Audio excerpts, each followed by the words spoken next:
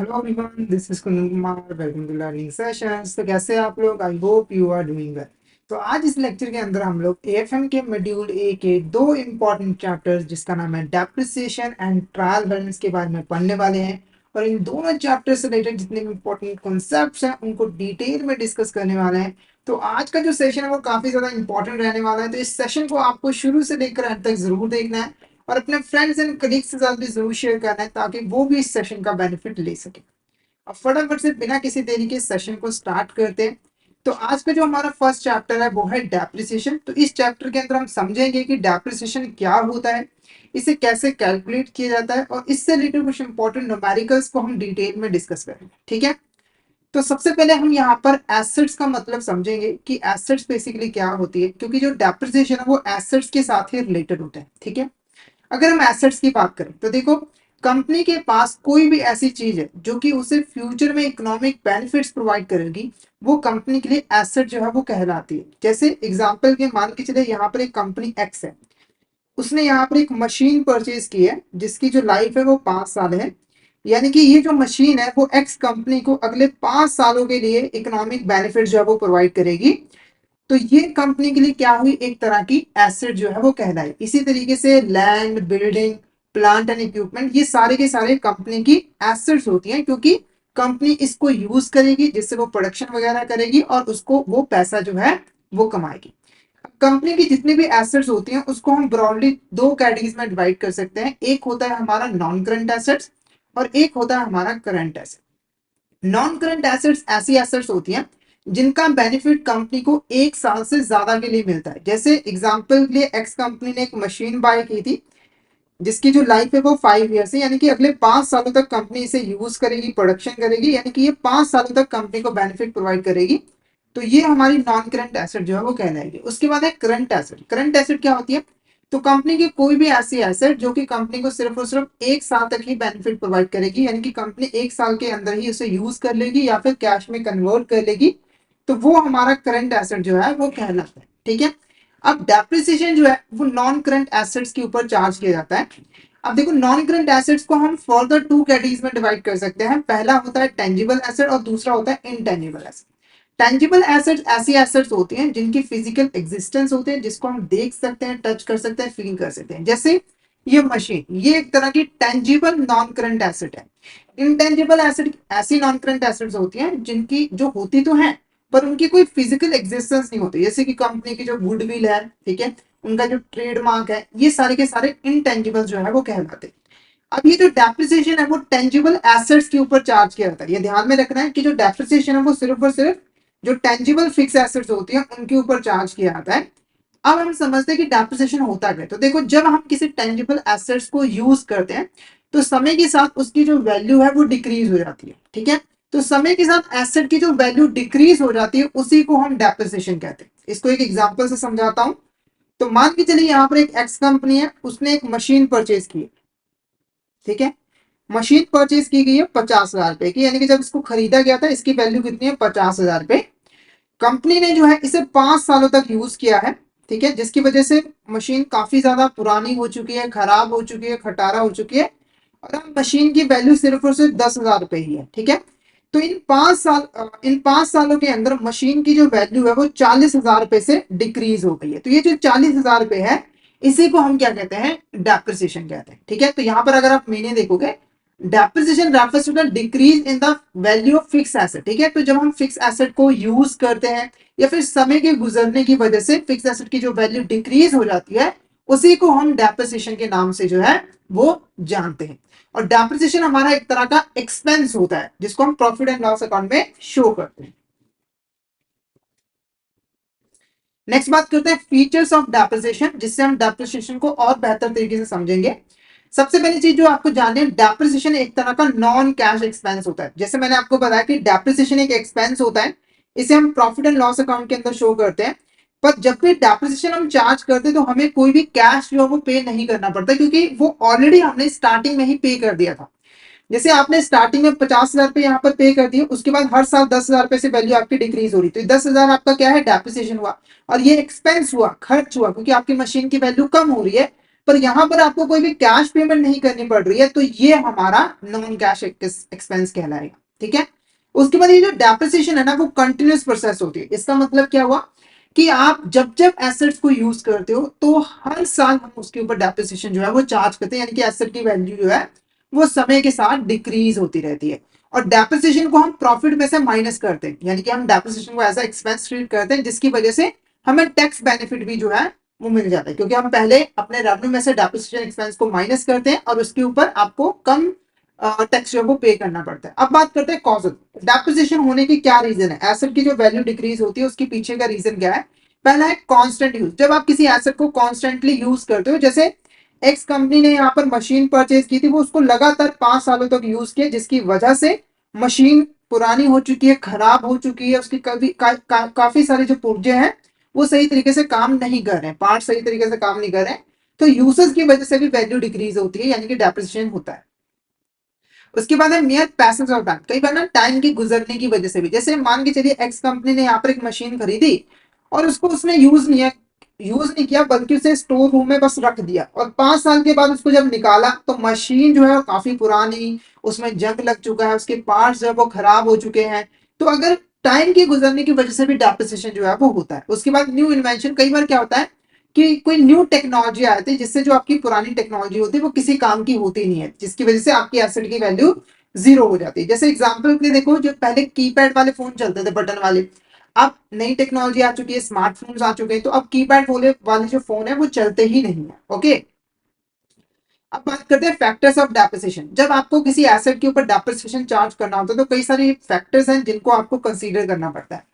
पहले हम बात करते हैं original cost of the asset. Original cost of the asset यहाँ पर क्या होता है, तो देखो, आप जब किसी एसेट को एक्वायर करते हो या फिर इसको प्रोड्यूस करते हो तो आपकी जो टोटल कॉस्ट आती है उसी को हम original cost of the asset जो है वो कहते हैं। जैसे एग्जाम्पल के लिए आपने एक मशीन परचेज की, आपने एक मशीन यहाँ पर परचेज की 50,000 रुपए की, उसको अपने बिजनेस प्लेस तक लेकर आने के लिए 10,000 रुपए आपने ट्रांसपोर्टेशन एक्सपेंस पे किए।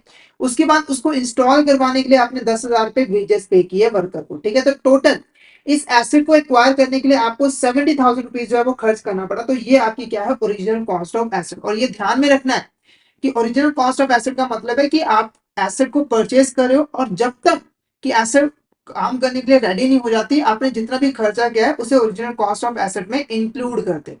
उसके बाद है यूजफुल और इकोनॉमिक लाइफ ऑफ एसेट। देखो, हर एसेट की एक लाइफ होती है। जैसे नॉर्मली एक हम कार की बात करें तो उसकी जो एज होती है वो 12 से लेकर 15 साल तक होती है, डिपेंड करता है और कई सारे फैक्टर्स पे।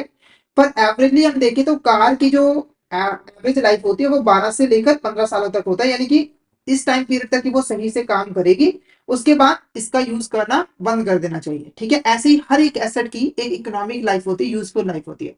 जैसे कि कंपनी ने यहाँ पर एक मशीन परचेज की, इसकी जो यूजफुल लाइफ है वो कितनी हमारी यहाँ पर 5 ईयर्स है, यानी कि ये मशीन जो है वो 5 सालों तक अच्छे तरीके से काम करेगी, 5 सालों तक कंपनी के लिए यूजफुल रहेगी, उसके बाद ये मशीन जो है वो खराब हो जाएगी। ठीक है, तो ये 5 ईयर्स बेसिकली क्या है, हमारी इकोनॉमिक लाइफ ऑफ एसेट है या फिर यूजफुल लाइफ ऑफ एसेट। अब बात करते हैं रेसिड्यूअल और स्क्रैपेज। तो देखो, जब हम किसी एसेट को उसकी इकोनॉमिक लाइफ तक यूज कर लेते हैं तो इकोनॉमिक लाइफ के बाद जो एसेट की वैल्यू बच जाती है उसको हम स्क्रैप वैल्यू कहते हैं। एग्जाम्पल से समझाता हूं, तो आपने एक मशीन यहाँ पर परचेज की 50,000 रुपए की। ठीक है, इसकी इकोनॉमिक लाइफ है 5 साल। आपने इस मशीन को 5 सालों तक यूज किया, जिसकी वजह से ये मशीन काफी यहाँ पर खटारा हो चुकी है और किसी काम की नहीं रही है। पर क्योंकि मशीन लोहे की थी, तो जब आपने उसे मार्केट में सेल किया तो आपको 1,000 रुपए यहाँ पर मिल गए। तो ये हमारा क्या कहलाएगा, स्क्रैप वैल्यू। यानी कि जब आप किसी एसेट को उसकी इकोनॉमिक लाइफ तक यूज करते हो और इकोनॉमिक लाइफ खत्म होने के बाद जो एक्सपेक्टेड वैल्यू होती है जो आपको उस एसेट से रिसीव होगी, वो स्क्रैप वैल्यू जो है वो कहलाती है। इसको नॉर्मल भाषा में कहूँ तो जो बचा खुचा अमाउंट रह गया। उसके बाद लीगल प्रोविजन। तो कुछ लीगल प्रोविजन भी आपको देखने पड़ते हैं जिससे आप डेप्रिसिएशन जो है वो कैलकुलेट करते हो। अब बात करते हैं यहाँ पर मेथड्स ऑफ डेप्रिसिएशन। तो डेप्रिसिएशन को कैलकुलेट करने के 3 इंपॉर्टेंट मेथड है और different different companies different different methods का यूज करके डेप्रिसिएशन जो है वो कैलकुलेट करती है। पहला है स्ट्रेट लाइन मेथड, दूसरा है रिटर्न डाउन वैल्यू मेथड, तीसरा है एक्सीलरेटेड डेप्रिसिएशन मेथड, जिसको आगे हम फर्दर 2 कैटेगरीज में डबल डिक्लाइनिंग बैलेंस मेथड और सम ऑफ ईयर डिजिट मेथड में कन्वर्ट कर सकते हैं। ओके, तो पहला जो मेथड है वो है स्ट्रेट लाइन मेथड, जिसको हम फिक्स इंस्टॉलमेंट मेथड भी कहते हैं। इसको समझते हैं।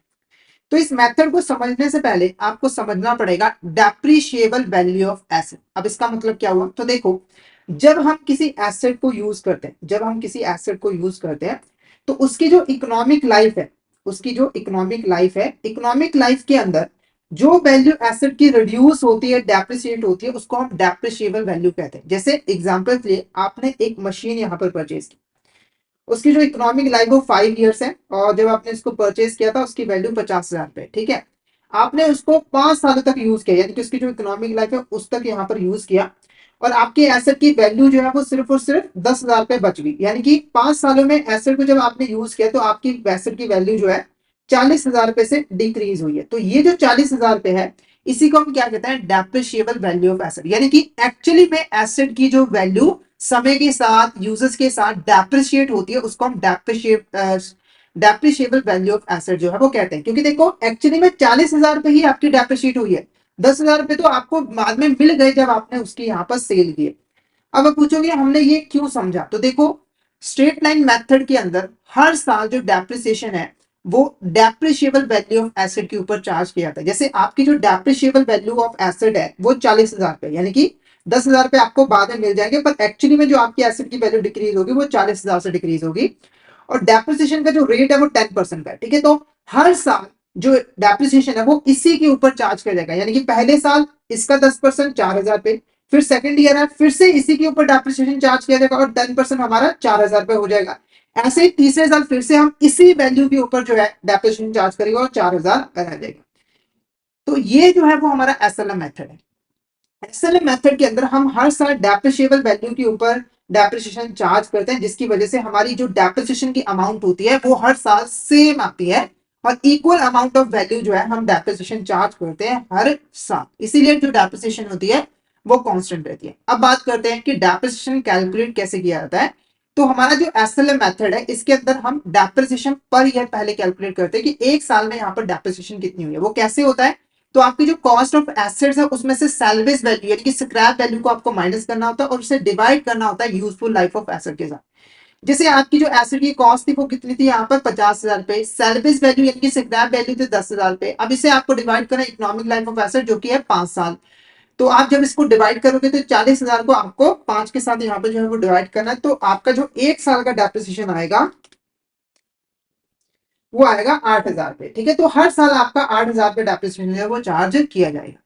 अब एक प्रैक्टिकल क्वेश्चन जो है वो इससे रिलेटेड जो है वो देखते हैं। तो क्वेश्चन देखो क्या है, the original cost of machinery is 3 lakh, depreciation is calculated straight line method and the life of machine is 4 years, the amount of depreciation shall be after 3 years and the book value of asset. तो हमें यहाँ पर दो चीजें calculate करनी है कि 3 सालों के बाद टोटल डेप्रिसिएशन यहाँ पर कितना चार्ज किया गया है और हमारी जो एसेट है उसकी बुक वैल्यू यहाँ पर जो है वो कितनी है, ठीक है।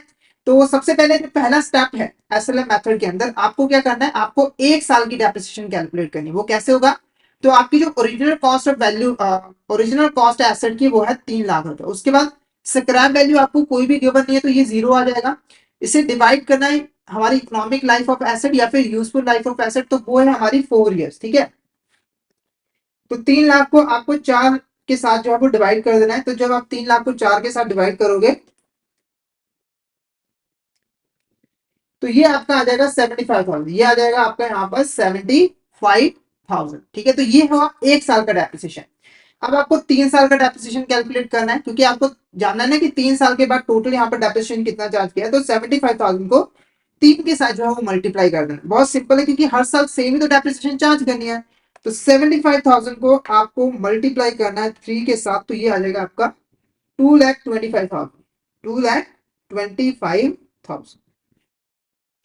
ओके, ये हुआ डेप्रिसिएशन। 3 सालों का डेप्रिसिएशन आपने कैलकुलेट कर लिया। अब आपको कैलकुलेट करना है बुक वैल्यू। अब बुक वैल्यू क्या होता है, अगर हम बुक वैल्यू की बात करें तो देखो, आपकी जो एसेट है जिस वैल्यू पर बुक्स ऑफ अकाउंट के अंदर रिकॉर्ड की गई होती है उसी को हम बुक वैल्यू कहते हैं। बहुत सिंपल सी डेफिनेशन है। जैसे आपने 50,000 रुपए की एक मशीनरी बाय की और अपनी बुक्स ऑफ अकाउंट के अंदर उसको 50,000 रुपए जो है वो रिकॉर्ड कर दिया, तो ये मशीनरी की क्या है, बुक वैल्यू है। उसके बाद एक साल के बाद मान के चले 10,000 रुपए आपने डेप्रिसिएशन चार्ज किया, तो अब आपकी बुक की आपके एसेट की वैल्यू सिर्फ कितनी रह गई, 40,000 रुपए। तो आपने नेक्स्ट ईयर 40,000 रुपए के ऊपर हमारी जो मशीन है इसको रिकॉर्ड कर दिया। तो ये 40,000 रुपए हमारी क्या है, मशीनरी की बुक वैल्यू है, जिसको हम रिटर्न डाउन वैल्यू भी जो है वो कहते हैं, और ये हमारा नेक्स्ट मेथड में काफी ज्यादा यूज होता है।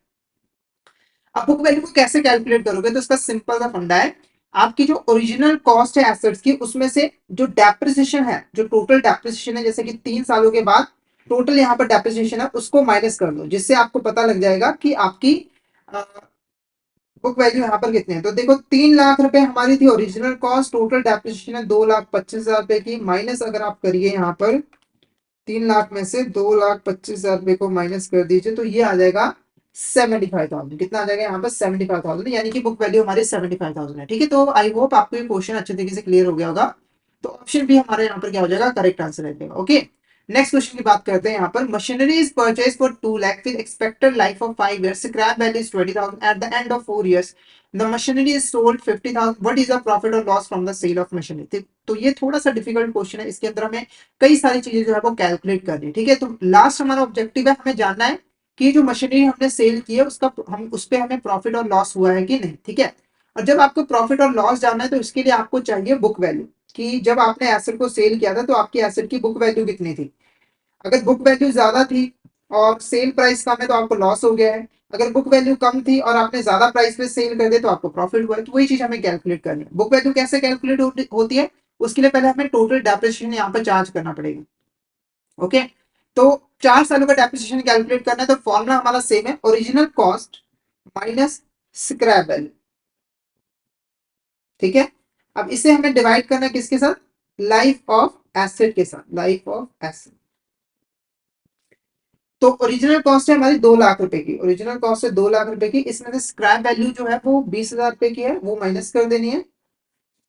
इसे डिवाइड करना है यूजफुल लाइफ ऑफ एसेट, जो कि हमारी यहाँ पर 5 years। ठीक है, तो इसको अगर हम माइनस करें तो ये आ जाएगा 1,80,000 डिवाइडेड बाय 5। तो अगर आप इसको सॉल्व करो 1,80,000 को डिवाइडेड बाय 5, तो ये आ जाएगा आपका 36,000, यानी कि 1 साल का जो डेप्रिसिएशन है वो 36,000 है। तो आपको 4 सालों का चाहिए, तो 36,000 को सिंपली यहाँ पे 4 से मल्टीप्लाई कर दीजिए। तो इसको अगर हम 4 से मल्टीप्लाई कर देते हैं तो ये आ जाएगा हमारा 1,44,000। ठीक है, ये हुआ टोटल डेप्रिसिएशन, ये हुआ टोटल डेप्रिसिएशन। अब हमें बुक वैल्यू चाहिए, बुक वैल्यू कैसे निकलेगी, तो देखो आपकी जो ओरिजिनल कॉस्ट थी वो थी 2 लाख रुपए की, इसमें से आपको माइनस करना है। ठीक है, जो टोटल डेप्रिसिएशन 4 सालों का है 1,44,000 का, तो अगर आप यहाँ पर माइनस करो तो 2 लाख माइनस 1,44,000, तो ये आ जाएगा आपका 56,000, यानी कि आपकी जो बुक वैल्यू है वो कितनी है, 56,000 रुपीज की है। अब देखो अगर आपने 56,000 की जो एसेट है वो 50,000 रुपए में सेल की, इट मीन आपको क्या हुआ है, आपको लॉस हुआ है। कितना लॉस हुआ है, सिंपल सी बात है, 6,000 रुपए आपको कम मिले हैं, तो 6,000 रुपए का लॉस हुआ है, तो ऑप्शन डी हमारे यहाँ पर करेक्ट आंसर रहेगा। ठीक है, नेक्स्ट हमारा जो मेथड है वो है रिटर्न डाउन वैल्यू या फिर डिमिनिशिंग वैल्यू मेथड। ठीक है, ये मेथड बहुत ही सिंपल है। रिटर्न डाउन वैल्यू मेथड के अंदर हर साल जो डेप्रिसिएशन है वो रिटर्न डाउन वैल्यू पे चार्ज किया जाता है, यानी कि बुक वैल्यू ऑफ एसेट के ऊपर चार्ज किया जाता है। यानी कि आप हर साल पहले देखते हो कि आपकी एसेट की बुक वैल्यू कितनी है, फिर उसके ऊपर आप डेप्रिसिएशन जो है वो चार्ज करते हो। जैसे सिंपल सी एग्जांपल दूंगा, तो मान के चलिए आपकी जो एसेट की वैल्यू है टोटल, पहले जब आपने खरीदा 50,000 पे, ठीक है, डेप्रिसिएशन का रेट है 10%। तो जैसे ही 1 ईयर कंप्लीट हुआ, हमने देखा बुक वैल्यू, बुक में एसेट की वैल्यू कितनी दी हुई है, 50,000 पे, तो हम इसका 10% डेप्रिसिएशन चार्ज कर देंगे, तो ये हो जाएगा 5,000 पे। नेक्स्ट टाइम अब हमारी बुक वैल्यू कितनी रह गई है, 5,000 रुपए का डेप्रिसिएशन हो चुका है, तो ये 45,000 रह चुकी है। ठीक है, अब हमारी सेकेंड ईयर जो बुक वैल्यू है वो कितनी है, 45,000 की है। तो हम फिर से बुक में जाएंगे, एसेट की वैल्यू देखेंगे, उसके ऊपर 10% जो है वो डेप्रिसिएशन चार्ज कर देंगे, तो इसका 10% हमारा कितना हो जाएगा यहाँ पर 4,500। ठीक है, ऐसे ही हम थर्ड ईयर भी करेंगे, पहले बुक वैल्यू देखेंगे, उसके ऊपर डेप्रिसिएशन जो है वो चार्ज करेंगे। और रिटर्न डाउन वैल्यू मेथड के अंदर शुरुआती सालों में डेप्रिसिएशन ज्यादा होता है, पर जैसे जैसे समय आगे बढ़ता है डेप्रिसिएशन की अमाउंट जो है वो कम होती जाती है। जैसे पहले साल 5,000 पे डेप्रिसिएशन था, दूसरे साल सिर्फ और सिर्फ 4,500 रह गया था, ऐसे ही तीसरे साल जाकर और जो है वो कम हो जाएगा।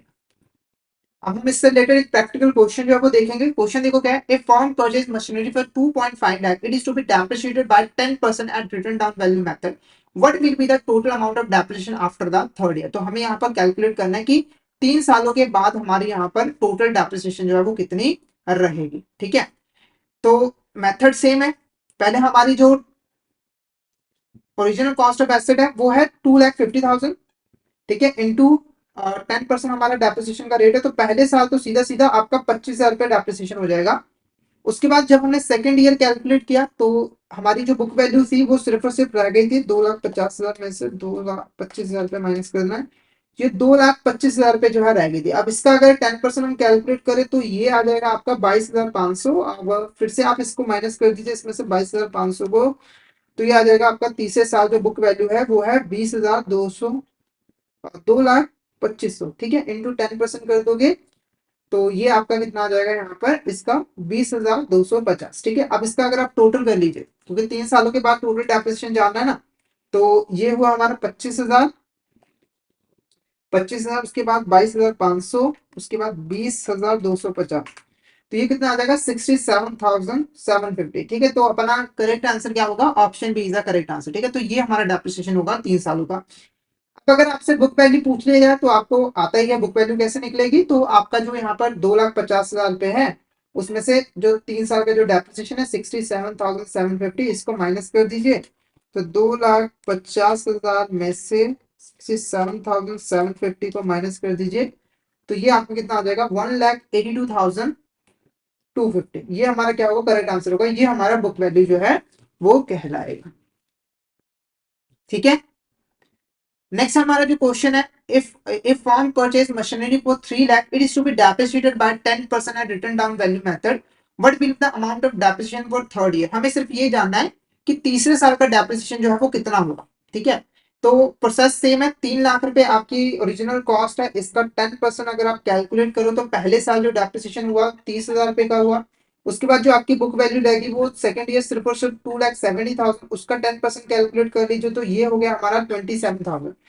अब 270,000 में से आपको माइनस करना है 27,000, तो ये आपका आ जाएगा 2,43,000। अब इसका अगर 10% आप कैलकुलेट करो तो ये हमारा कितना आ जाएगा यहाँ पर 24,300 जो है वो आ जाएगा। ठीक है, तो तीसरे साल का जो डेप्रिसिएशन है वो हमारा कितना है 24,300। क्लियर आपको यहाँ तक, फटाफट से बता दीजिए कि आपको यहाँ तक clear, all is clear. Next method हमारा देखो क्या है यहाँ पर, double declining balance depreciation method. ठीक है, तो ये जो डबल डिक्लाइनिंग बैलेंस मेथड है इसके अंदर आपको एसएलएम और डब्ल्यूडीवी दोनों मेथड्स के जो कैरेक्टरिस्टिक्स है फीचर्स है वो देखने को मिलेंगे। कैसे मिलेंगे, तो सबसे पहले देखो इस मेथड के अंदर जो डेप्रिसिएशन रेट कैलकुलेट किया जाता है वो एसएलएम मेथड का यूज करके जो है वो किया जाता है। ठीक है, उसके बाद जो रेट हम एसएलएम मेथड का यूज करके कैलकुलेट करते हैं हम उसे डबल कर देते हैं। ठीक है, जैसे एसएलएम मेथड का यूज करके डेप्रिसिएशन का जो रेट है वो आपने 20% कैलकुलेट किया, अब हमें क्या करना है इसे डबल कर देना है। डबल करने के बाद हमारा रेट कितना है 40%। अब हमें 40% डेप्रिसिएशन चार्ज करना है, पर चार्ज कैसे करना है डब्ल्यूडीवी मेथड का यूज करके, यानी कि बुक वैल्यू के ऊपर हमें डेप्रिसिएशन जो है वो चार्ज करना है। अब इसको हम प्रैक्टिकल क्वेश्चन की हेल्प से जो है वो समझेंगे। तो क्वेश्चन देखो हमारा क्या है, original cost of machinery is 2.5 lakh, depreciation is calculated at double declining balance method and the life of machine is 5 years, what will be the book value after the 3 years। ठीक है, तो सबसे पहला जो स्टेप होगा हमें एसएलएम मेथड का use करके डेप्रिसिएशन का जो रेट है वो हमें यहाँ पर कैलकुलेट करना है। ठीक है, अब इसके दो तरीके हैं, एक तरीका बहुत ही सिंपल है कि आप 100 से जो आपकी एसिड की लाइफ है उसको डिवाइड कर दो। जैसे यहाँ पर हमारी एसिड की जो लाइफ है वो कितनी है 5 years है, तो आपको क्या करना है 100 को 5 के साथ डिवाइड करना है, तो आपका जो रेट आ जाएगा वो ऑटोमेटिकली हमारा 20% जो है वो आ जाएगा। क्योंकि नॉर्मली देखो किसी एसेट की वैल्यू कितनी होती है 100% होती है। अब 5 सालों में जाकर वो डेप्रिशिएट हो रही है तो ऑब्वियस ही बात है कि हर साल 20% जो है वो डिक्रीज होगा। इसके अलावा दूसरा तरीका क्या होता है कि आप पहले 1 साल का डेप्रिसिएशन कैलकुलेट कर लो। जैसे यहाँ पर अगर हम 1 साल का डेप्रिसिएशन कैलकुलेट करें तो 2,50,000 में से जो स्क्रैप वैल्यू से माइनस कर दो वो है हमारा 0, डिवाइड कर दो 5 के साथ। तो 2,50,000 को जब हम 5 के साथ यहाँ पर डिवाइड करेंगे, 2,50,000 को हम 5 के साथ डिवाइड कर देते हैं, 2,50,000 डिवाइडेड बाय 5, तो ये आ जाएगा आपका 50,000 रुपए, यानी कि 1 साल का डेप्रिसिएशन कितना है 50,000 रुपए। अब आपको क्या करना है, आपको कहना है ये जो आपका 1 साल का डेप्रिसिएशन है 50,000 रुपए, इसे डिवाइड कर देना है आपके ओरिजिनल कॉस्ट के साथ जो है 2,50,000 रुपए, इंटू कर देना है 100। ठीक है, तो अगर आप यहाँ पे कैलकुलेट करो 50,000 डिवाइडेड बाय 2,50,000 इंटू 100, तब भी आपका 20% जो है वो आ जाएगा। ये वाला मेथड बहुत ही ईजी है तो इसको आप यहाँ पे यूज करिएगा। तो हमने एसएलएम मेथड का यूज करके रेट जो कैलकुलेट किया है वो है 20%। अब इसको ना 2 के साथ यहाँ पर मल्टीप्लाई कर दो, आपका जो रेट आ जाएगा वो 40% का जो है वो आ जाएगा। अब आपको डेप्रिसिएशन चार्ज करना है डब्ल्यूडीबी मेथड का यूज करके। तो फर्स्ट ईयर आपकी जो बुक वैल्यू है वो है 2,50,000, इसका 40% आपको यहाँ पर कैलकुलेट करना है। 2,50,000 इंटू 40 डिवाइडेड बाई 100, तो ये आपका कितना हो जाएगा यहाँ पर 1 लाख रुपया आ जाएगा। कितना हो जाएगा यहाँ पर 1 लाख रुपया आ जाएगा। उसके बाद नेक्स्ट टाइम आपको क्या करना है, आपकी बुक वैल्यू अब कितनी रह चुकी है, सेकंड ईयर आपकी जो बुक वैल्यू वो सिर्फ और सिर्फ 1,50,000 रुपए रह गई है। अब इसका 40% आपको कैलकुलेट कर लेना है। तो 1,50,000 इंटू 40 डिवाइडेड बाय 100, तो ये आपका आ जाएगा यहाँ पर 60,000। कितना आ जाएगा 60,000। अब आपको क्या करना है, फिर से बुक वैल्यू कैलकुलेट करनी है। तो थर्ड ईयर आपकी बुक वैल्यू कितनी है, 9,000 इंटू 40% अगर आप यहाँ पर कैलकुलेट करो तो 90,000 इंटू 40 डिवाइडेड बाय 100, तो ये आपका आ जाएगा 36,000। ठीक है, तो इस तरीके से आप डेप्रिसिएशन जो है वो कैलकुलेट कर सकते हो।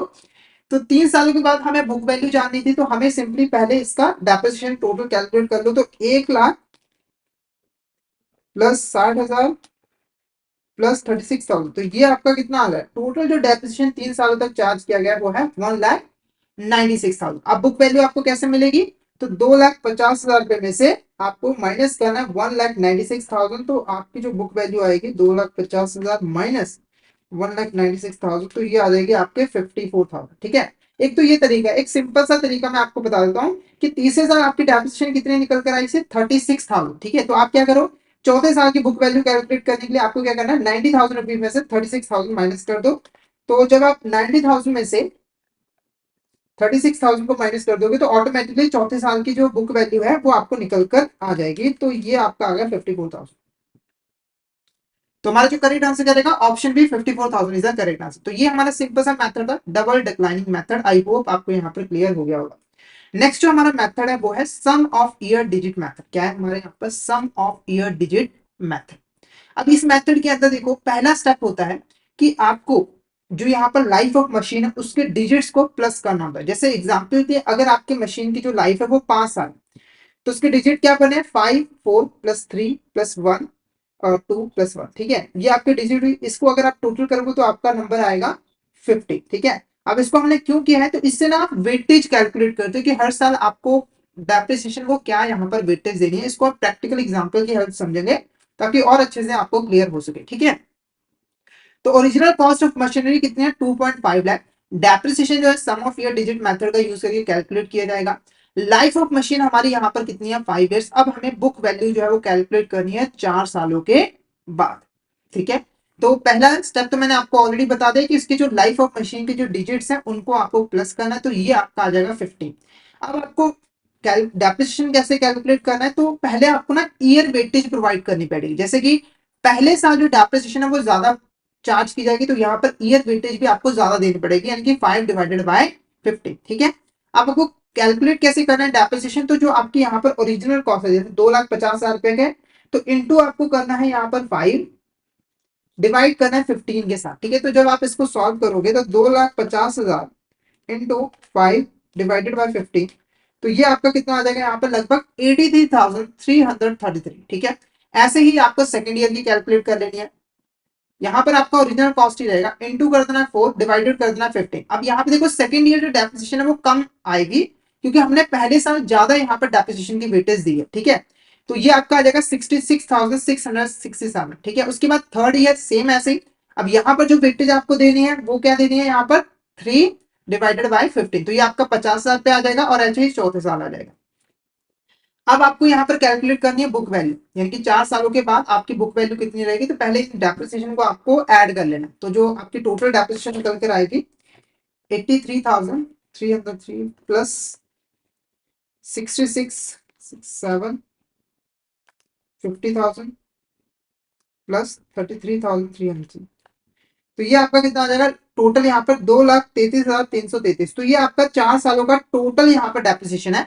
अब बुक वैल्यू कैसे निकलेगी, तो 2,50,000 रुपए में से आपको ये जो 2,33,333 है इसको जो है वो माइनस कर देना है। ठीक है, तो जब आप यहाँ पर माइनस करोगे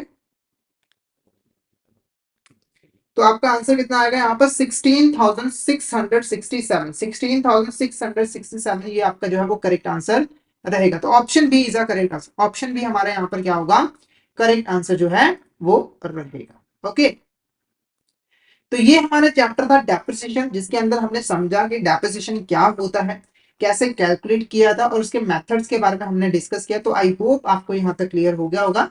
अगर आपको किसी भी तरह का डाउट आता है तो आप चैट बॉक्स में मैसेज करके पूछ सकते हो, और अगर आपको क्लियर हो गया है तो एक बार मैसेज करके जरूर बता दीजिएगा कि आपको यहाँ तक क्लियर है। ठीक है, अब हम यहाँ पर बात करते हैं trial balance, rectification of errors और एडजस्टिंग एंड क्लोजिंग एंट्रीज की। ठीक है, तो सबसे पहले हमें यहाँ पर समझना है कि ट्रायल बैलेंस बेसिकली यहाँ पर क्या होता है। ट्रायल बैलेंस क्या होता है, तो देखो, हमने जब अकाउंटिंग की प्रोसेस समझी थी, अकाउंटिंग की प्रोसेस समझी थी, तो अकाउंटिंग के अंदर एक इंपॉर्टेंट स्टेप होता है फाइनेंशियल ट्रांजेक्शन्स की समरी प्रिपेयर करना, ताकि उससे हम अपने फाइनेंशियल स्टेटमेंट्स को प्रिपेयर कर पाए, अपने फाइनेंशियल रिकॉर्ड्स की एक्यूरेसी वगैरह जो है वो चेक कर पाए। ठीक है, तो जब हम फाइनेंशियल ट्रांजैक्शंस की समरी प्रिपेयर करते हैं तो हम बेसिकली एक स्टेटमेंट बनाते हैं। क्या बनाते हैं? एक स्टेटमेंट बनाते हैं जहां पर हमारे जितने भी लेजर अकाउंट्स थे, जितने भी हमारे लेजर अकाउंट्स थे, जैसे कि sale account, purchase account, cash account, उनके लास्ट में जो बैलेंस बच जाते हैं, चाहे वो डेबिट बैलेंस है चाहे वो क्रेडिट बैलेंस है, उसको जो है हम इस स्टेटमेंट के अंदर जो है वो शो करते हैं,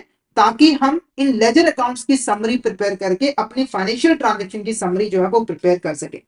अब इसको एक प्रॉपर एग्जांपल की हेल्प से यहाँ पर मैं आपको समझाना चाहूंगा। तो मान के चलिए हमारे पास यहाँ पर क्या है, एक कैश बुक है। ठीक है, इसके अंदर हमने कई सारी यहाँ पर ट्रांजेक्शन की, जैसे कि बैलेंस हमारा बीडी था 11,200, उसके बाद रमेश से आया 300 रुपए, फिर सेल्स अकाउंट से आया 300 रुपए, उसके बाद हमने रेंट पे किया 30 रुपए, फिर मोहन अकाउंट 700, फिर फर्नीचर को हमने पे किया है 200 रुपए। ठीक है, इन सभी ट्रांजेक्शन के बाद हमने जब कैश बुक का लास्ट में बैलेंस कैलकुलेट किया, बैलेंस सीडी, तो वो आया 10,770 रुपए। ठीक है, और ये हमारा क्या है, डेबिट बैलेंस है कैश बुक का, यानी कि हमारे पास 10,770 रुपए का कैश बैलेंस जो है वो पड़ा है।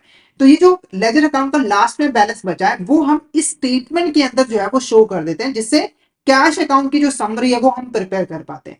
और ये जो स्टेटमेंट है इसी को हम ट्रायल बैलेंस कहते हैं। ठीक है, तो यहाँ पर मैंने फॉर्मेट भी यहाँ पर बनाया हुआ है, तो ये बेसिकली हमारा ट्रायल बैलेंस का फॉर्मेट होता है। तो यहाँ पर हमारे आते हैं पर्टिकुलर, जहां पर हम अकाउंट्स के नेम लिखते हैं। यहाँ पर एक हमारा डेबिट कॉलम होता है जिसके अंदर अकाउंट्स के जो डेबिट बैलेंस है उनको शो किया जाता है, और एक होता है हमारा क्रेडिट कॉलम जिसमें अकाउंट के जो क्रेडिट बैलेंस होते हैं उनको शो किया जाता है। जैसे हमारा बिल्स पेबल, तो बिल्स पेबल का क्रेडिट अकाउंट लास्ट में बचा है 5,000 पे, तो हमने उसे क्रेडिट साइड में शो कर दिया।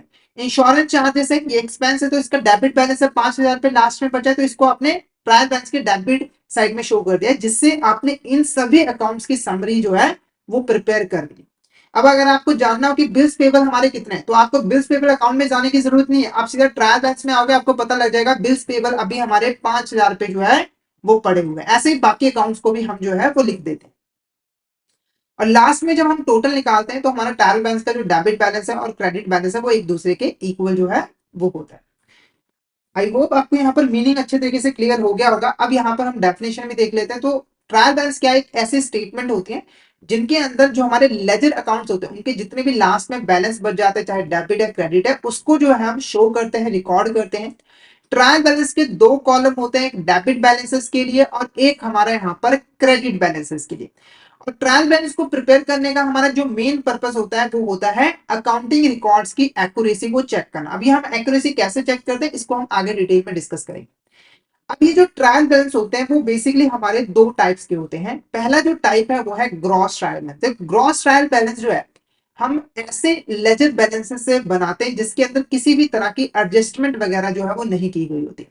यानी कि हमारे जो लेजर अकाउंट है, जैसे कि परचेज अकाउंट हो गया या फिर सेल्स अकाउंट हो गया, उसमें हमने सिर्फ यहाँ पर ट्रांजेक्शन्स को जो है वो रिकॉर्ड किया है, यानी कि ये रॉ फिगर्स है, इसके अंदर हमने किसी भी तरह की एडजस्टमेंट जो है वो नहीं की है, ना ही डेप्रिसिएशन की, ना ही डेफरल्स की, ना ही अक्रूवल्स की। ठीक है, तो ऐसे लेजर बैलेंसेस, यानी कि लेजर बैलेंसेस के जो रॉ फिगर्स हैं जिसमें अभी तक हमने कोई एडजस्टमेंट नहीं की है, उससे जो ट्रायल बैलेंस हम बनाते हैं वो हमारा ग्रॉस ट्रायल बैलेंस कहलाता है। अब बात करते हैं नेट ट्रायल बैलेंस की। देखो, नेट ट्रायल बैलेंस के अंदर हम पहले जो लेजर अकाउंट्स होते हैं उसके अंदर एडजस्टमेंट करते हैं ताकि उनका जो नेट बैलेंस है उसको कैलकुलेट कर सके। जैसे कि डेप्रिसिएशन की एडजस्टमेंट करते हैं, अक्रूवल्स की एडजस्टमेंट करते हैं, करेक्शंस करते हैं, फिर जाकर उससे हम ट्रायल बैलेंस प्रिपेयर करते हैं। और ये जो ट्रायल बैलेंस होता है वो हमें एक्यूरेट समरी जो है वो प्रिपेयर करके देता है हमारे फाइनेंशियल ट्रांजेक्शन के बारे में।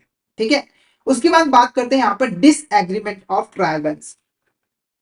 अब देखो जो हमारा ट्रायल बैलेंस है जो हम यहाँ पर प्रिपेयर करते हैं, उसको प्रिपेयर करने का मेन ऑब्जेक्टिव होता है अरिथमेटिकल एक्यूरेसी चेक करना, जो भी आपने ट्रांजेक्शन रिकॉर्ड की है अपने बुक्स ऑफ अकाउंट के अंदर। अब कैसे हम करते हैं, तो देखो जब हम अकाउंटिंग करते हैं तो हम डबल एंट्री सिस्टम को फॉलो करते हैं। डबल एंट्री सिस्टम का मानना है कि कोई भी फाइनेंशियल ट्रांजेक्शन हो उसके हमेशा दो एस्पेक्ट होते हैं, एक डेबिट एस्पेक्ट होता है, एक क्रेडिट एस्पेक्ट होता है। इसीलिए हर ट्रांजेक्शन को हम एटलीस्ट टू अकाउंट्स में रिकॉर्ड करते हैं, जहां पर एक अकाउंट डेबिट होता है और एक अकाउंट हमारा क्रेडिट होता है। जैसे एग्जांपल के लिए आपने एक यहां पर मशीन परचेज की है 50,000 रुपए की, ठीक है।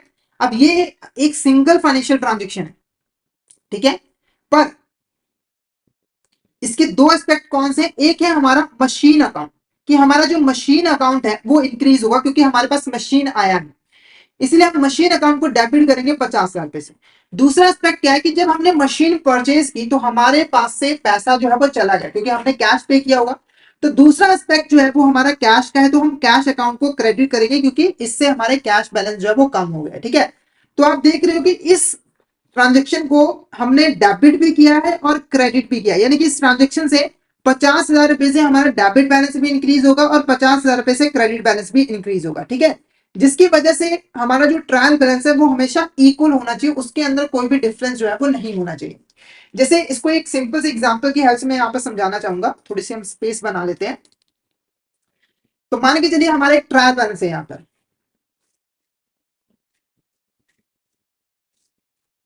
ये डेबिट है और यहाँ पर क्रेडिट है, ओके। तो एक हमने यहाँ पर वेजेस पे किए, हमने वेजेस पे किए 50,000 रुपए। तो इसके दो एस्पेक्ट क्या है, एक तो वेजेस अकाउंट हमारा डेबिट होगा कितने से, 50,000 रुपए से। दूसरा जो हमारा कैश अकाउंट है वो यहाँ पर क्रेडिट होगा 50,000 रुपए से, ठीक है। तो जब हम इसकी एंट्री यहाँ पर करेंगे, वैसे तो डायरेक्टली एंट्री नहीं होती, जस्ट मैं समझाने के लिए आपको कर रहा हूँ। तो डेबिट बैलेंस हमारा कितना है यहाँ पर 50,000 रुपए, जो कि वेजेस अकाउंट के अंदर है, ओके। क्रेडिट बैलेंस कैश का कितना है यहाँ पर 50,000 रुपए। अगर आप इसको टैली करो तो डेबिट साइड और क्रेडिट साइड दोनों इक्वल है, अगर कोई भी आप मिस्टेक ना करो। इसके ऑपोजिट अगर आपने ऐसा किया होता, आपने वेजेस के अंदर 50,000 की जगह पे 25,000 रुपए लिख दिया और कैश के अंदर 50,000 रुपए लिख दिया जैसे, तो हमारा जो डेबिट बैलेंस होगा वो तो 25,000 का ही होगा, पर क्रेडिट बैलेंस 50,000 रुपए का, जिससे हमारा डेबिट और क्रेडिट जो है वो इक्वल नहीं होगा। इसका मतलब क्या हुआ कि हमने यहाँ पर गलती की है, यानी कि जब भी हमारा ट्रायल बैलेंस टैली नहीं करता, इट मींस कि हमसे कहीं ना कहीं जो है वो गलती हुई है, जिसे हमें ठीक करने की जरूरत है, ओके। अब ये जो एरर्स होती हैं इसको हम ब्रॉडली टू कैटेगरीज में डिवाइड कर सकते हैं। जब हम अकाउंटिंग करते हैं, चाहे आप रिकॉर्डिंग कर रहे हो, चाहे आप लेजर पोस्टिंग कर रहे हो, चाहे आप बैलेंसिंग कर रहे हो, तो आपसे कुछ ना कुछ यहाँ पर एरर्स हो जाती है। जैसे आपने वेजेस पे किए थे 10,000 रुपए, उसको आपने 20,000 रिकॉर्ड कर दिया। आपने किसी अकाउंटिंग प्रिंसिपल को ही फॉलो नहीं किया, उसको गलत कर दिया। तो ये हमारे अकाउंटिंग एरर्स के अंदर आते हैं और इसको हम ब्रॉडली दो कैटेगरीज में डिवाइड कर सकते हैं, एक होता है एरर ऑफ प्रिंसिपल और एक होता है हमारा क्लरिकल एरर्स। अब इसके बारे में हम डिटेल में डिस्कस करते हैं। पहले हम बात करते हैं यहाँ पर क्लरिकल एरर्स की। क्लरिकल एरर्स क्या होता है, तो देखो जब आप रिकॉर्डिंग वगैरह कर रहे होते हो अकाउंटिंग के अंदर, चाहे लेजर पोस्टिंग कर रहे होते हो, तो आपसे कुछ गलतियां हो जाती है। जैसे कैलकुलेशन में कोई गलती हो गई, आपने डाटा एंट्री करते वक्त कोई गलती कर दी, जैसे आपने एंटर करना था 10,000 रुपए पर आपसे एक जीरो ज्यादा दब गया, 1 लाख रुपए एंटर हो गया। तो इस तरह की जो मिस्टेक्स होती हैं वो ह्यूमन एरर्स होती हैं, वो क्लरिकल एरर के अंदर जो है वो आ जाती है। अब इसके अंदर जो पहली टाइप होती है वो होती है error of omission. Error of omission क्या होता है, तो देखो जब आप किसी ट्रांजेक्शन को पार्शली या फिर कंप्लीटली रिकॉर्ड नहीं करते हो तो वो आपका एरर ऑफ ओमिशन कहलाता है। अब ये जो एरर ऑफ ओमिशन है वो दो तरह का होता है, एक होता है कंप्लीट ओमिशन और एक होता है पार्शियल ओमिशन। कंप्लीट ओमिशन तब होता है जब आप किसी ट्रांजेक्शन को कंप्लीटली बुक्स ऑफ अकाउंट के अंदर रिकॉर्ड नहीं करते। जैसे आपने यहाँ पर वेजेस पे किए 10,000 रुपए के और उसको आपने कंप्लीटली बुक्स ऑफ अकाउंट के अंदर रिकॉर्ड नहीं किया, ना तो आपने डेबिट एस्पेक्ट रिकॉर्ड किया ना ही क्रेडिट एस्पेक्ट रिकॉर्ड किया, तो ये हमारे कहलाता है कंप्लीट ओमिशन। उसके बाद है पार्शियल ओमिशन। जब आप किसी ट्रांजेक्शन के एक एस्पेक्ट को तो रिकॉर्ड कर लेते हो चाहे डेबिट या क्रेडिट, पर दूसरे एस्पेक्ट को रिकॉर्ड नहीं करते, तो वो आपका पार्शियल ओमिशन जो है वो कहलाता है। जैसे एग्जांपल दूं आपको, तो आपने यहाँ पर वेजेस पे किए थे 10,000 पे के, तो आपने इसकी जो एंट्री है वो वेजेस अकाउंट में कर दी 10,000 रुपए से, पर कैश अकाउंट में उसकी एंट्री आपने की ही नहीं। तो ये जो ओमिशन है वो हमारा पार्शियल ओमिशन कहलाएगा, ओके।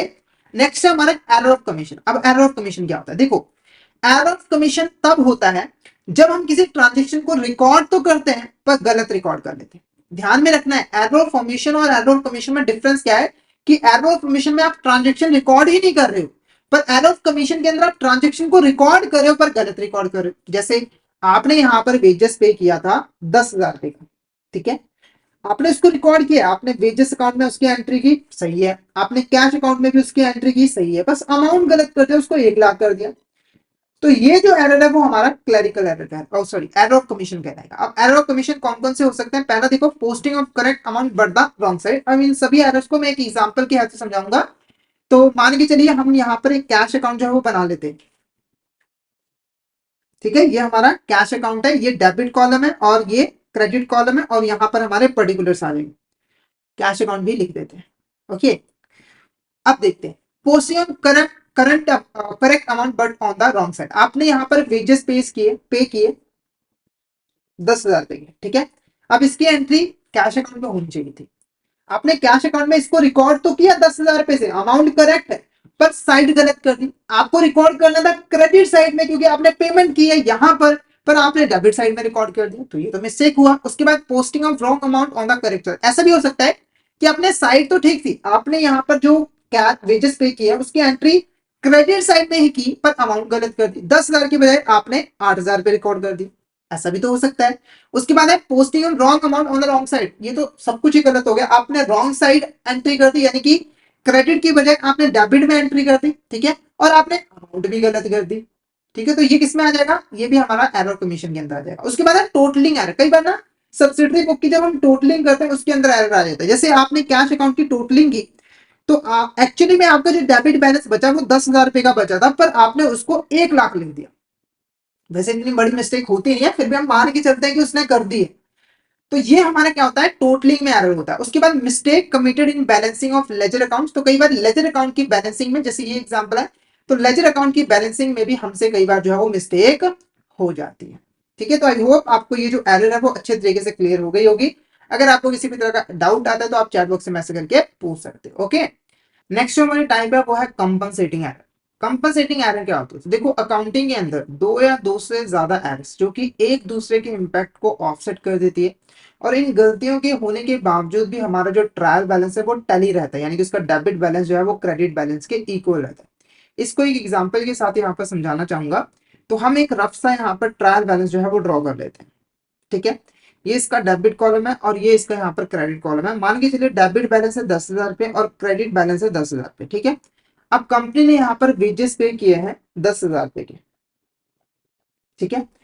अब कंपनी ने रिकॉर्डिंग करते वक्त गलती कर दी, क्या किया, तो वेजेस अकाउंट को डेबिट कर दिया सिर्फ और सिर्फ 5,000 रुपए से, ठीक है, और कैश अकाउंट को क्रेडिट कर दिया यहाँ पर 10,000 रुपए से, ठीक है। वेजेस अकाउंट में एंट्री जो है वो गलत हो गई, जिससे डेबिट बैलेंस जो है वो इंक्रीज हुआ 5,000 रुपए से, पर क्रेडिट बैलेंस इंक्रीज हो गया 10,000 रुपए से, जिससे हमारा जो ट्रायल बैलेंस है वो इम्बैलेंस हो गया, क्योंकि इसका जो डेबिट बैलेंस का टोटल है वो 15,000 है और इसका जो क्रेडिट बैलेंस का टोटल है वो 20,000 रुपए, ठीक है।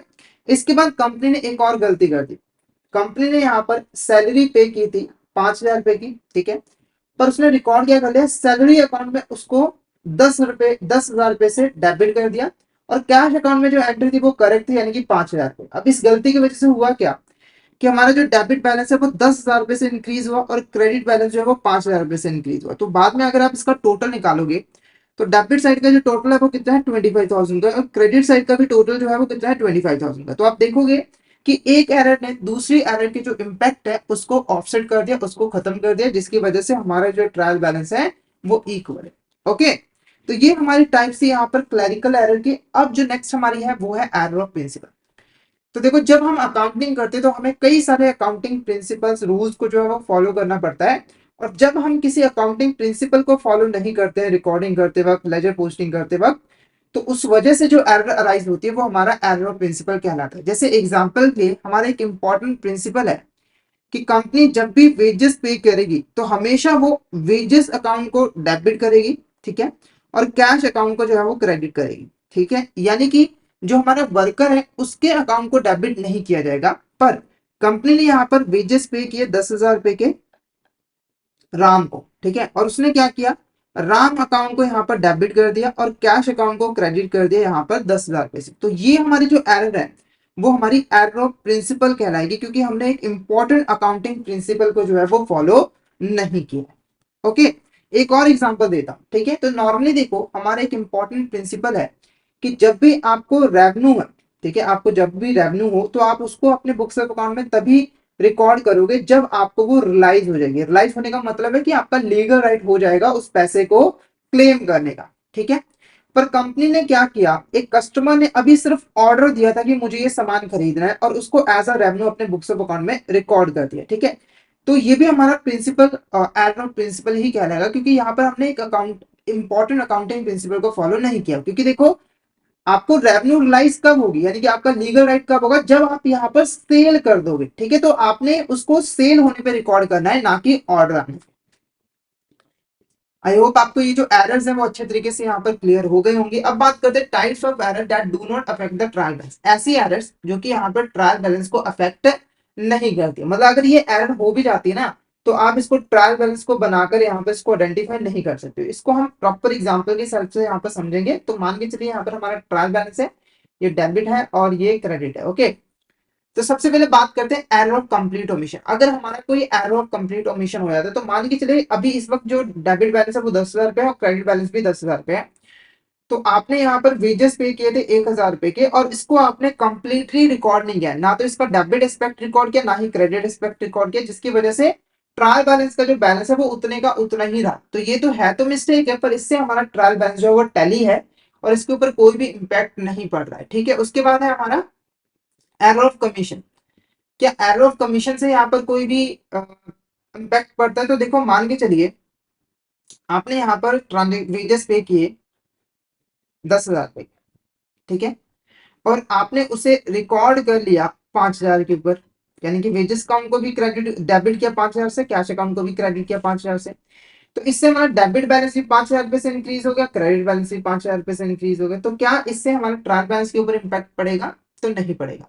एरर ऑफ प्रिंसिपल से तो वैसे नहीं पड़ेगा, क्योंकि देखो, आप अगर अकाउंटिंग प्रिंसिपल को फॉलो नहीं करते हो, जैसे आपने यहाँ पर वेजेस पे किए 10,000 रुपए के, और आपने वर्कर के अकाउंट को डेबिट कर दिया और कैश अकाउंट को क्रेडिट कर दिया 10,000 रुपए से, ठीक है। तो यहाँ पर हुआ क्या है, चाहे आपने एक इंपॉर्टेंट अकाउंटिंग प्रिंसिपल को फॉलो नहीं किया है, पर फिर भी एक अकाउंट हमारा 10,000 रुपए से डेबिट हुआ और एक अकाउंट हमारा 10,000 रुपए से क्रेडिट हुआ है, जिसकी वजह से हमारा जो डेबिट बैलेंस है और क्रेडिट बैलेंस है वो 10,000 रुपए से इंक्रीज हो जाएगा, और ये टैली ही रहेगा। तो यानी कि इसका भी इंपैक्ट नहीं पड़ता है।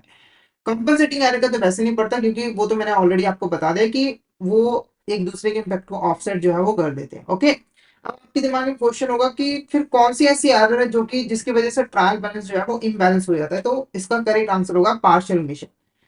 अगर पार्शियल ओमिशन होता है तो उसकी वजह से हमारा जो ट्रायल बैलेंस है वो इम्बैलेंस जो है वो हो जाता है। जैसे एग्जाम्पल में आपने वेजेस पे किए थे 10,000 रुपए के, तो आपने उसकी एंट्री वेजेस में तो कर दी, वेजेस अकाउंट 10,000 रुपए, पर कैश अकाउंट में उसकी एंट्री हुई नहीं।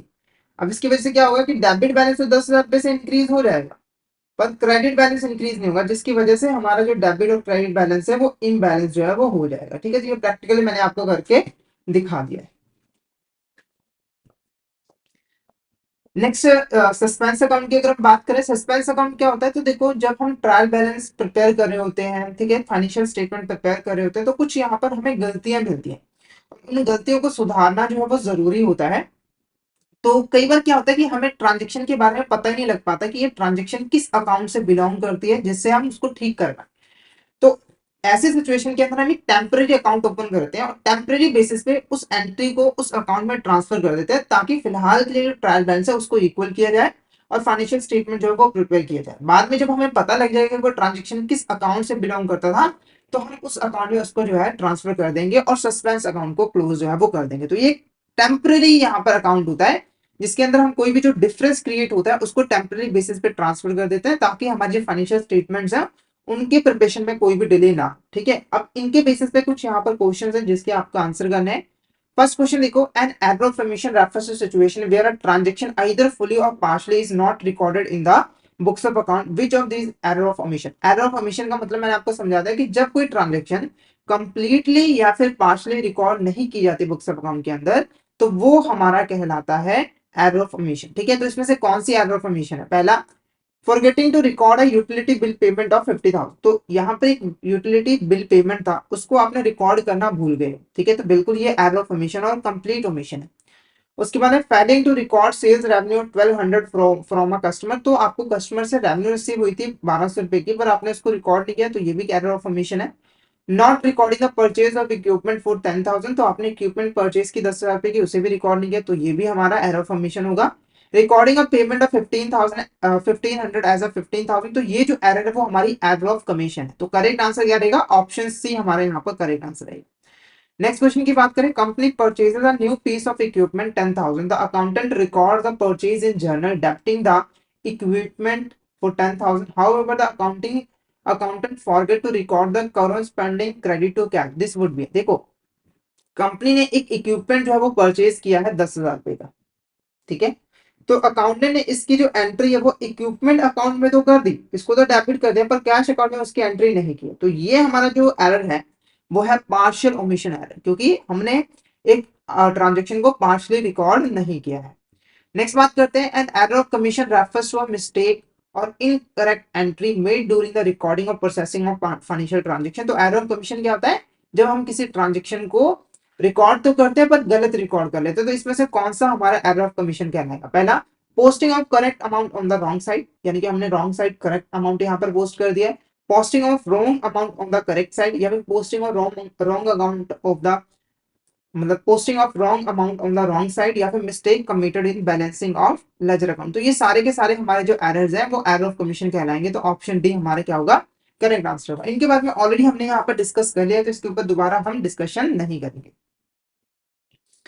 नेक्स्ट क्वेश्चन देखो, error of principle is an accounting occurs when a transaction is recorded in a manner that is inconsistent with the accounting principle, ठीक है। तो एरर ऑफ प्रिंसिपल तब अराइज होती है जब हम किसी अकाउंटिंग प्रिंसिपल को फॉलो नहीं करते हैं अकाउंटिंग करते वक्त, ठीक है।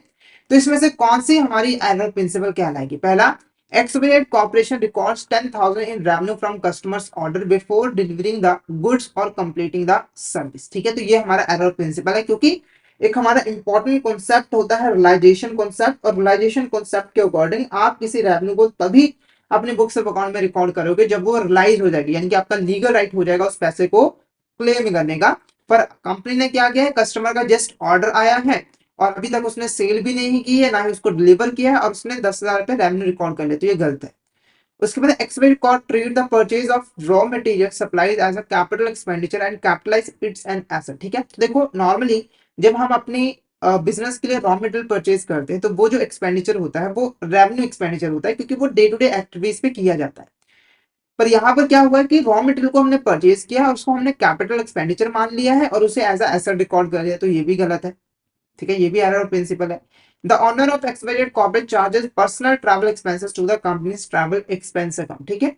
तो ये भी हमारा एरर ऑफ प्रिंसिपल है, कैसे, तो देखो एक इंपॉर्टेंट हमारा कॉन्सेप्ट है बिजनेस एंटिटी कॉन्सेप्ट, और बिजनेस एंटिटी कॉन्सेप्ट के अकॉर्डिंग हमारा जो बिजनेस है और जो उसका ऑनर, वो दो सेपरेट एंटिटीज हैं, और जो ऑनर की पर्सनल ट्रांजेक्शन्स हैं उन्हें हमें रिकॉर्ड नहीं करना है कंपनी की बुक्स ऑफ अकाउंट के अंदर। तो यहाँ पर क्या हो रहा है कि हमारा जो ऑनर है उसकी जो पर्सनल ट्रैवल एक्सपेंसेस है उसको हमने कंपनी के ट्रैवल एक्सपेंस में रिकॉर्ड कर दिया, तो ये गलत है। Expedited corporate does not record accrued expenses such as interest payable at the end of period until the payment is made, ठीक है। तो देखो ये भी हमारा एरर प्रिंसिपल होगा, क्योंकि हमारा एक इंपॉर्टेंट प्रिंसिपल है अक्रूवल कॉन्सेप्ट। अक्रूवल कॉन्सेप्ट के अकॉर्डिंग जब भी कोई ट्रांजेक्शन ड्यू हो जाती है, अगर होती है, तब उसे आपको बुक्स ऑफ अकाउंट में रिकॉर्ड करना होता है। जैसे यहाँ पर इंटरेस्ट आपको पे करना था, ठीक है, तो अगर ये ड्यू हो चुकी है, ठीक है, यानी कि पेमेंट की डेट आ चुकी है, तो इसे आपको बुक्स ऑफ अकाउंट में रिकॉर्ड करना है, चाहे आपने इसकी पेमेंट की है या फिर नहीं किया। पर कंपनी ने क्या किया, इसको तब तक अपनी बुक्स ऑफ अकाउंट में रिकॉर्ड नहीं किया जब तक कि उसने पेमेंट नहीं कर दी, तो ये भी हमारा एरर प्रिंसिपल कहलाएगा। तो option D is the correct answer. ये सारे के सारे हमारे एरर प्रिंसिपल जो है वो कहलाते हैं। ओके, नेक्स्ट क्वेश्चन हमारा देखो क्या है, dash errors occurs when there is an inaccuracies in recording transaction और posting entries that impact both the debit and credit side of account. तो इसका जो आंसर है वो है टू साइडेड एरर, ठीक है। तो देखो जो हमारी एरर्स होती हैं तो वो हमारी दो तरीके की हो गई, एक टू साइडेड एरर और एक वन साइडेड एरर। देखो वन साइडेड एरर के अंदर आपका एक ही अकाउंट गलत होता है और एक अकाउंट सही होता है। एग्जाम्पल से समझाता हूं, तो आपने यहाँ पर वेजेस पे किए 10,000 रुपए के, और आपने क्या किया कि जो वर्कर है उसको उसके अकाउंट को यहाँ पर डेबिट कर दे। जैसे वर्कर का नाम राम है तो राम अकाउंट को आपने डेबिट कर दिया 10,000 रुपए से, और कैश अकाउंट को आपने क्रेडिट कर दिया 10,000 रुपए से। ठीक है, तो यहाँ पर आप देखोगे कि सिर्फ हमारा एक अकाउंट गलत है, क्योंकि यहाँ पर वेजेस अकाउंट आना चाहिए था, दूसरा अकाउंट बिल्कुल सही है क्योंकि इसकी एंट्री कैश अकाउंट में ही होनी थी, क्रेडिट साइड में। तो ये वन साइडेड एरर होती है। ठीक है, कुछ ऐसी एरर भी होती है जहां पर ये दोनों अकाउंट ही गलत हो जाते हैं। जैसे एग्जाम्पल के लिए आपने यहाँ पर परचेज की थी, आपने यहाँ पर परचेज की थी राहुल से क्रेडिट के ऊपर। ठीक है, तो इसकी जो एंट्री होनी चाहिए थी वो होनी चाहिए थी परचेज अकाउंट डेबिट टू हमारे यहाँ पर राहुल अकाउंट, ये होना चाहिए था। ठीक है, पर क्या हुआ कि आपने इसको सेल ट्रीट कर लिया और आपने इसकी एंट्री सेल्स अकाउंट में कर दी। तो वो एंट्री क्या बनी, आपने राहुल अकाउंट को क्या कर दिया, डेबिट कर दिया, और सेल्स अकाउंट को जो है वो क्रेडिट कर दिया। ओके, तो यहाँ पर देखो दोनों के दोनों ही हमारे जो अकाउंट है वो गलत हो गए, क्योंकि राहुल को डेबिट होना चाहिए था और सेल का तो यहाँ पर कोई रोल था ही नहीं। ठीक है, तो ये जो एरर होती है वो हमारी टू साइडेड एरर जो है वो कहलाती है। अब बात करते हैं यहाँ पर रेक्टिफिकेशन ऑफ एरर। अब ये जो एरर्स हो जाती है इसको ठीक कैसे किया जाता है। रेक्टिफिकेशन ऑफ एरर का मतलब है कि एरर्स को आइडेंटिफाई करना है और उसकी जो भी मिस्टेक्स है उनको जो है वो करेक्ट करना है। ठीक है, तो हम एग्जांपल्स की हेल्प से समझेंगे कि जो एरर्स हो जाते हैं अकाउंटिंग के अंदर उसको हम कैसे ठीक करते हैं। पहला देखो, drawings of 5,000 is not recorded in the books of account, pass the journal entry to rectify this mistake. ठीक है, तो ये जो एरर है वो है एरर ऑफ ओमिशन। ये कौन सी एरर है, हमारी एरर ऑफ ओमिशन है और कंप्लीट ओमिशन है। देखो जब भी एरर ऑफ ओमिशन होता है इसको हम कैसे ठीक कर सकते हैं, तो नॉर्मली हमें क्या करना है, सिंपल जर्नल एंट्री पास कर देनी। यानी कि जो एंट्री हम करना भूल गए हैं वो जर्नल एंट्री हमें पास कर देनी। जैसे जब ड्राइंग की जाती है तो उसकी एंट्री क्या होती है कि ड्राइंग अकाउंट को हमें डेबिट करना होता है और जो कैश अकाउंट होता है उसे हमें क्रेडिट करना होता है। ड्राइंग्स बेसिकली क्या होती है, जब ऑनर बिजनेस से पैसा लेकर जो है वो चला जाता है, तो इसीलिए ड्राइंग अकाउंट को डेबिट और कैश अकाउंट को हमें क्रेडिट करना होता है। तो इस ऐसी एरर को हम कैसे ठीक कर सकते हैं, तो नॉर्मली आपको क्या करना है, ड्राइंग अकाउंट को डेबिट कर देना है और कैश अकाउंट को क्रेडिट कर देना है। ठीक है, तो जब भी एरर ऑफ ओमिशन होती है, किसी ट्रांजेक्शन को आप रिकॉर्ड करना भूल जाते हो, तो आपको उसको ठीक करने के लिए सिंपल एक जर्नल एंट्री जो है वो पास कर देनी होती है, यानी कि उसको आपको बुक्स ऑफ अकाउंट में रिकॉर्ड जो है वो कर देना होता है। उसके बाद है, if wages of 10,000 were paid but only 5,000 were recorded the error needs to be corrected in the books. तो ये जो हमारी एरर है वो एरर ऑफ कमीशन, ये हमारी क्या है यहाँ पर, एरर ऑफ कमीशन। अब इसको हम कैसे ठीक करेंगे, तो देखो हुआ क्या है कि हमने 10,000 पे वेजेस पे किए थे पर हमने उसको 5,000 ही रिकॉर्ड किया है। तो हमें क्या करना है, वेजेस की जो एंट्री है 5,000 रुपए की और पास कर देनी है, जिससे हमारा जो मिस्टेक वो ठीक हो जाएगी। तो हमें क्या करना है, वेजेस अकाउंट को 5,000 रुपए से डेबिट कर देना है, और जो हमारा कैश या बैंक अकाउंट है उसे हमें जो है वो क्रेडिट कर देना है 5,000 रुपए से। ठीक है, तो इससे क्या हो जाएगा कि आप आसानी से अपनी मिस्टेक को ठीक कर सकते हो, क्योंकि आपको 10,000 रिकॉर्ड करना था ना, 5,000 तो आपने ऑलरेडी रिकॉर्ड किया हुआ है, 5,000 का और वेजेस रिकॉर्ड कर लो, तो आपका ये जो एंट्री है वो ठीक हो जाएगी। ठीक है, इस तरह के एरर तो बहुत जल्दी यहाँ पे ठीक हो जाते हैं। उसके बाद यहाँ पर furniture sold 10,000 has been posted to sales account, pass a journal entry for rectification of this entry. तो ये जो हमारी एरर है वो एरर ऑफ प्रिंसिपल है। कैसे एरर ऑफ प्रिंसिपल है, तो देखो जब भी आप फर्नीचर खरीदते हो या बेचते हो, या फिर किसी एसेट को खरीदते या फिर बेचते हो, तो उसकी एंट्री उस एसेट अकाउंट में ही की जाती है। अब फर्नीचर कंपनी के लिए एक एसेट है, तो फर्नीचर की यहाँ पर सेल की गई है तो उसे फर्नीचर अकाउंट में ही रिकॉर्ड जो है वो करना चाहिए था, पर हमने इसकी एंट्री जो है वो सेल्स अकाउंट में कर दी। सेल्स अकाउंट में सिर्फ और सिर्फ हम उन्हीं गुड्स की सेल्स को इंक्लूड करते हैं जिसका हम बिजनेस करते हैं। ठीक है, जैसे अगर आप कार बना के मार्केट में सेल करते हैं तो कार की जो सेल होगी वही सिर्फ सेल्स अकाउंट के अंदर रिकॉर्ड होगी। अब इसको ठीक कैसे किया जाएगा, तो देखो जब भी ऐसी एंट्री होती है तो इसकी वजह से होता क्या है, इसकी वजह से होता क्या है, तो अगर आप पहले जर्नल एंट्री देखो तो रॉन्ग एंट्री क्या हुई, कैश अकाउंट को हमने डेबिट कर दिया 10,000 रुपए से और सेल्स अकाउंट को हमने क्रेडिट कर दिया 10,000 रुपए से। ठीक है, ये हुई रॉन्ग एंट्री। उसके बाद करेक्ट एंट्री क्या होनी चाहिए थी कि कैश अकाउंट को हमें डेबिट करना था 10,000 रुपए से और फर्नीचर अकाउंट को क्रेडिट करना था 10,000 रुपए से। तो ये जो कैश अकाउंट है ये तो बिल्कुल ठीक है, इसमें तो कोई चेंज है नहीं, बस ये दो अकाउंट जो है वो गलत हो चुके हैं। अब इस गलती की वजह से हुआ क्या है, तो देखो जो हमारा सेल्स अकाउंट है उसका जो क्रेडिट बैलेंस है वो 10,000 रुपए से इंक्रीज हो गया। जैसे एक्चुअल जो सेल बैलेंस था वो 50,000 रुपए था, पर हमने 10,000 रुपए गलत एंट्री कर दी। अब ये इंक्रीज होकर कितना हो गया है, 60,000 रुपए हो गया। ठीक है, और फर्नीचर अकाउंट का जो 10,000 रुपए से क्रेडिट बैलेंस है वो डिक्रीज हो गया है, क्योंकि हमने क्रेडिट साइड में 10,000 रुपए से एंट्री जो है वो करनी थी। अब जब भी बैलेंस इंक्रीज या डिक्रीज हुए तो हम इसको कैसे ठीक कर सकते हैं, तो देखो सेल्स अकाउंट का जो बैलेंस है उसे हमें 10,000 रुपए से डिक्रीज करना पड़ेगा और फर्नीचर अकाउंट का जो बैलेंस है उसे 10,000 रुपए से इंक्रीज करना पड़ेगा। नॉर्मल लाइफ के अंदर तो हम प्लस माइनस कर लेते हैं, जैसे अगर मान के चलिए आपके पास 500 रुपए है तो मतलब 500 है, उसमें 500 रुपए यहाँ पर प्लस कर दो, आपका 1000 बन जाएगा। पर अकाउंटिंग में ऐसा नहीं होता, अकाउंटिंग में हमें प्रॉपरली जर्नल एंट्रीज यहाँ पर पास करनी पड़ती है। तो देखो अकाउंटिंग के अंदर हम प्लस माइनस कैसे कर सकते हैं, तो देखो अगर आपको किसी अकाउंट का बैलेंस इंक्रीज करना है, जैसे आपको फर्नीचर अकाउंट का बैलेंस जो है वो इंक्रीज करना है, और कौन सा बैलेंस इंक्रीज करना है, क्रेडिट बैलेंस इंक्रीज करना है, तो आपको सेम साइड एंट्री कर देनी है, यानी कि फर्नीचर अकाउंट को आपको जो है वो क्रेडिट कर देना है, ठीक है। और अगर आपको किसी अकाउंट का बैलेंस डिक्रीज करना है, जैसे कि सेल्स अकाउंट का आपको क्रेडिट बैलेंस जो है वो डिक्रीज करना है, तो आपको इसके ऑपोजिट साइड यानी कि सेल्स अकाउंट को डेबिट जो है वो कर देना है। तो आप देखोगे मैंने सेल्स अकाउंट को डेबिट कर दिया 10,000 रुपए से और फर्नीचर अकाउंट को जो है वो क्रेडिट कर दिया 10,000 रुपए से। तो ये हमारी रेक्टिफिकेशन एंट्री होगी, जिससे हमारी जो मिस्टेक होगी, गलती होगी, वो ठीक हो जाएगी। ओके, नेक्स्ट एक और यहाँ पे एग्जांपल देखते हैं। तो goods sold to Ramesh on credit for 2,000 were recorded in the purchase book, the rectification entry shall be. तो यहाँ पर देखो जो गलती हुई है, थोड़ी सी बड़ी मिस्टेक है, क्योंकि यहाँ पर जो अकाउंट्स है वो बिल्कुल ही गलत हो चुके हैं, ये टू साइडेड एरर है। तो आपने रमेश को गुड्स सोल्ड की थी क्रेडिट के ऊपर, पर आपने उसे परचेज बुक में रिकॉर्ड कर लिया, ठीक है। करेक्ट एंट्री क्या थी कि रमेश अकाउंट को आपको डेबिट करना था, क्योंकि वो डेबिट डेटर बन चुका है 2,000 रुपए से, और सेल्स अकाउंट को आपको क्रेडिट करना था 2,000 रुपए से। पर आपने रॉन्ग एंट्री क्या पास कर दी, परचेज अकाउंट को आपने डेबिट कर दिया 2,000 रुपए से और रमेश अकाउंट को क्रेडिट कर दिया 2,000 रुपए से। अब इसे ठीक कैसे करना है, तो सबसे पहले देखो हमें जो है परचेज अकाउंट का डेबिट बैलेंस 2,000 से कम करना है, ठीक है। तो डेबिट बैलेंस कम करना है, तो मैं परचेज अकाउंट को क्रेडिट साइड में 2,000 रुपए से क्रेडिट कर दूंगा, एंट्री कर दूंगा, ठीक है। उसके बाद सेल्स अकाउंट का 2,000 से बैलेंस में इंक्रीज करना चाहता हूं, तो मैं क्रेडिट बैलेंस इंक्रीज करना चाहता हूं, तो मैं सेम साइड एंट्री कर दूंगा, यानी कि सेल्स अकाउंट को क्रेडिट साइड में एंट्री कर दूंगा 2,000 रुपीज से। उसके बाद नेक्स्ट देखो रमेश अकाउंट की बात करते हैं। तो पहले मैं रमेश अकाउंट का जो डेबिट बैलेंस है वो 2,000 रुपए से कम करना चाहता हूं, ठीक है। तो मैं क्या करूंगा, उसको रमेश अकाउंट का 2,000 से सॉरी क्रेडिट बैलेंस जो है वो कम करना चाहता हूँ, तो मैं क्या करूंगा, डेबिट साइड में 2,000 रुपए से एंट्री कर दूंगा। उसके बाद मैं रमेश का डेबिट बैलेंस 2,000 रुपए से इंक्रीज करना चाहता हूँ, तो मैं सेम साइड डेबिट साइड में एंट्री कर दूंगा। और ये जो हमारा टोटल आ जाएगा वो कितना आ जाएगा हमारा 4,000, यानी कि रमेश अकाउंट को हम 4,000 से क्या कर देंगे, डेबिट कर देंगे। तो यहाँ पर हमारा आज का जो टॉपिक है वो ओवर होता है। तो आई होप आपको यहाँ तक क्लियर हो गया होगा। अगर आपको किसी भी तरह का डाउट आता है तो आप चैट बॉक्स में मैसेज करके पूछ सकते हो। तो यहाँ पर हमने बेसिकली डेप्रिसिएशन और ट्रायल बैलेंस और रेक्टिफिकेशन ऑफ बैलेंस के बारे में पढ़ लिया है। तो आई होप आपको यहाँ तक क्लियर हो गया होगा।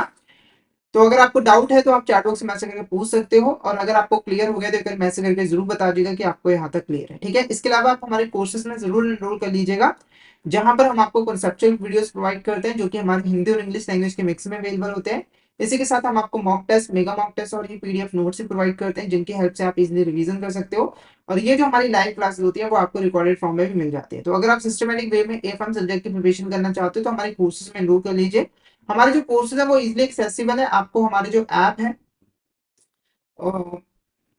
ठीक है वो आपको प्ले स्टोर और ऐप स्टोर दोनों ही जगहों पे मिल जाएंगे। वहां पर जाकर आपको टाइप करना है लर्निंग सेशन IIBF एग्जाम्स, और वहां पर आप हमारे कोर्सेज में एनरोल कर सकते हो। और अगर आप अभी हमारे कोर्स में एनरोल करते हो तो आपको लगभग 82% का ऑफ मिल जाता है हमारे कोर्सेज पे, जिसके लिए आपको कूपन कोड यूज करना होगा समर 2020, ठीक है। इसके अलावा आप हमारे टेलीग्राम चैनल को भी जरूर ज्वाइन कर लीजिएगा, क्योंकि हम इसमें एग्जाम से रिलेटेड, क्लासेस से रिलेटेड जितने भी इंपॉर्टेंट अपडेट्स हैं वो डालते रहते हैं। और अगर आपको भी किसी भी तरह की क्वेरी आती है तो आप इस चैनल पे मैसेज कर सकते हो। तो फटाफट से हमारे टेलीग्राम चैनल को ज्वाइन कर लीजिए। तो आज के लिए इतना ही। अगर सेशन अच्छा लगा तो सेशन को लाइक कर देना, हमारे चैनल को सब्सक्राइब कर देना और शेयर जरूर कर देना अपने फ्रेंड्स के साथ, कलीग्स के साथ, ताकि वो भी इस सेशन का बेनिफिट ले सके। तो आज के लिए इतना ही, मिलते हैं नेक्स्ट क्लास में। Thank you so much everyone.